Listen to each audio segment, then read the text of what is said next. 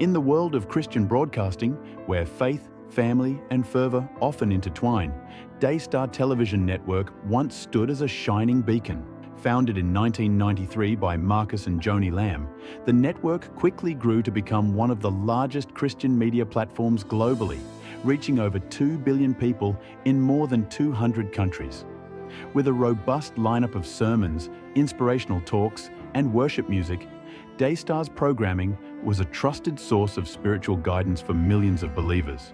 However, what began as a vision to spread the gospel to the masses has now become a scandal-ridden saga, one that has shaken Christian broadcasting to its core. The legacy of Daystar Television is now defined by a series of controversies that have left viewers and insiders questioning the integrity of the network and the leadership behind it. This is the story of Daystar's dramatic fall, its many scandals, and the lasting impact it has had on the evangelical community. A brief history of Daystar. Vision to legacy. Daystar was founded with the ambition of becoming a global platform for Christian programming. Marcus and Joni Lamb, as the face of the network, built Daystar into a powerful media empire. Their flagship show, Marcus and Joni, featured personal stories from the Lambs and interviews with prominent Christian leaders. Daystar's programming was rooted in the Lambs' vision to spread Christian values worldwide. And for decades, the network flourished, becoming a household name for many believers seeking a connection to faith in an increasingly secular world. However, despite its success, Daystar's rise was accompanied by cracks in its seemingly flawless exterior.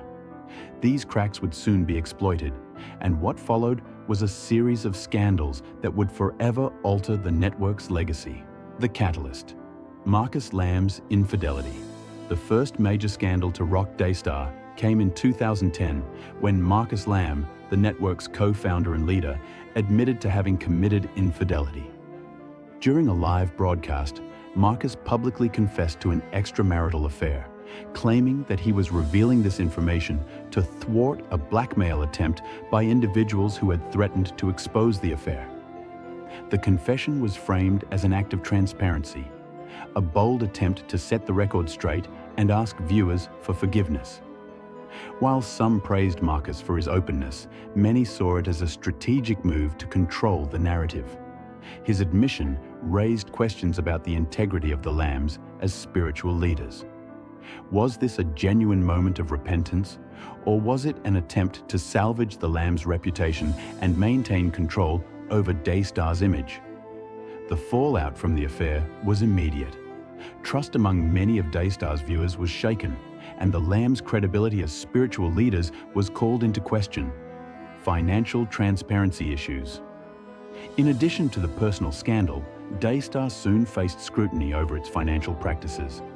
Allegations surfaced suggesting that the Lambs had misused donor funds, particularly those intended for charitable causes. Investigative reports revealed that millions of dollars had been spent on luxury items, including a multi-million-dollar private jet. Daystar defended these expenditures, claiming that the jet was essential for Marcus and Joni Lamb to travel the world and fulfill their ministry obligations. However, critics were quick to argue that such lavish spending was incompatible with the humble, stewardship-driven values expected of Christian leaders.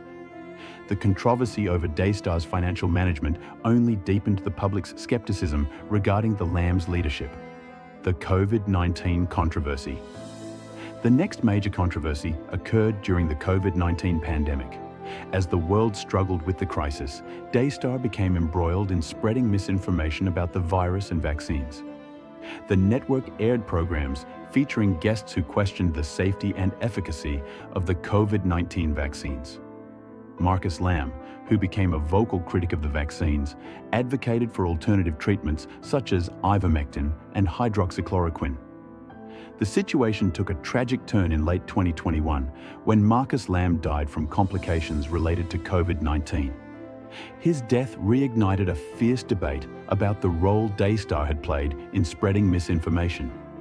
Many critics argued that the network's promotion of alternative treatments had contributed to a public health crisis, with some placing blame on Daystar for encouraging dangerous health practices. At the same time, supporters of the Lambs defended their right to express differing viewpoints, claiming that Daystar was simply offering an alternative perspective on the pandemic, lawsuits and employee allegations.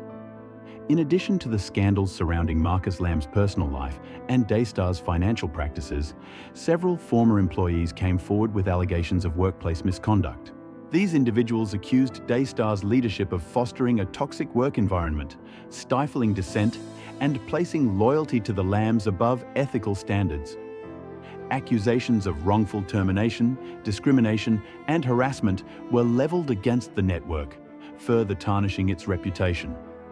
These allegations painted a troubling picture of an organization where power was concentrated in the hands of the Lamb family and dissent was not tolerated. The workplace culture at Daystar, it seemed, was just as flawed as the network's public persona. The fallout: a network in crisis. The accumulation of scandals and controversies has left Daystar in a state of crisis. While the network continues to operate, its once sterling reputation has been irreparably damaged. Viewers have turned away, and donor support has dwindled, threatening the network's financial stability. The scandals have not only impacted Daystar's audience, but have also led to significant internal turmoil. Some employees have left the network or spoken out against its leadership, and with Marcus Lamb's death, Joni Lamb is now left to navigate the storm on her own. The scandals surrounding Daystar have also cast a shadow over the broader Christian broadcasting industry. The fall of such a prominent network has raised difficult questions about accountability, transparency, and the ethical practices of faith-based media organizations. For many, the Daystar fallout serves as a cautionary tale of what happens when spiritual leaders fail to maintain the trust of their followers. Joni Lamb, the new face of Daystar. In the wake of Marcus Lamb's death, Joni Lamb has taken on a more prominent role at Daystar, vowing to continue the network's mission. Supporters admire her resilience and faith, but others have criticized her leadership, arguing that she represents a continuation of the same problematic practices that led to Daystar's current troubles. Joni has worked to present herself as a committed leader, determined to guide Daystar through this tumultuous period.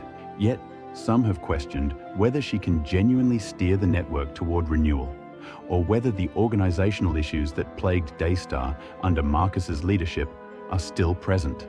Lessons learned. The cost of compromise. The saga of Daystar's fall offers several important lessons for Christian organizations and leaders.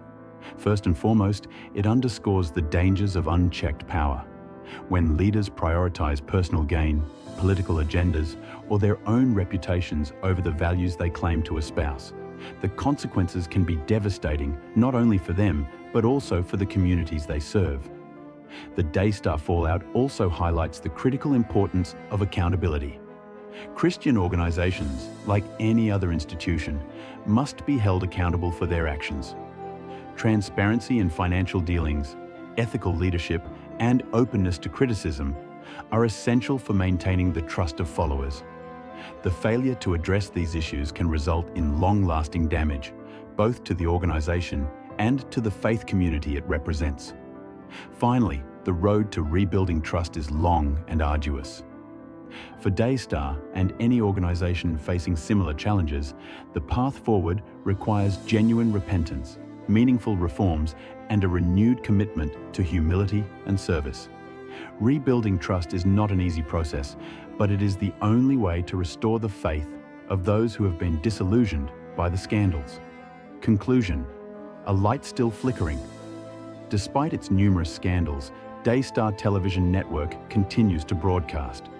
For all of its flaws and the damage it has sustained, the network is still a testament to the resilience of its supporters. Joni Lamb and her team may be facing an uncertain future, but they have not given up on the mission that Daystar began nearly 3 decades ago. Whether Daystar can recover from its many controversies remains to be seen. However, one thing is certain: the network's influence on Christian broadcasting has been profound, and its story is far from over. The fallout may have dimmed Daystar's light, but with the right leadership and a commitment to reform, it may still rise again as a beacon of faith and redemption. Whether Daystar will rise from the ashes or fade into obscurity is uncertain, but its impact on the Christian broadcasting landscape will not be forgotten.